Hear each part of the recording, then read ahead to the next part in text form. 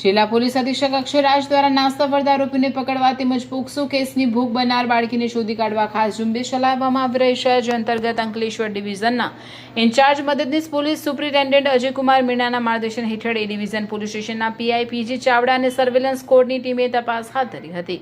અંકલેશ્વર શહેર ડિવિઝન પોલીસે 2022ના અપહરણ અને પોક્સો એક્ટ હેઠળના ગુનામાં છેલ્લા 4 વર્ષથી ફરાર આરોપીને અમદાવાદના સોલાથી ઝડપી પાડ્યો હતો.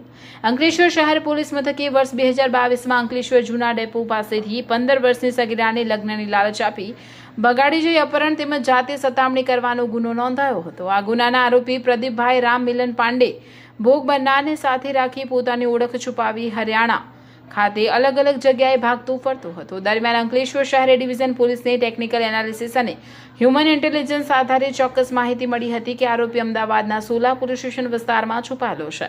ટીમે ત્વરિત કાર્યવાહી કરી આરોપીને સોલાથી ઝડપી પાડી અંકલેશ્વર લાવી આગળની કાયદેસરની કાર્યવાહી હાથ ધરી.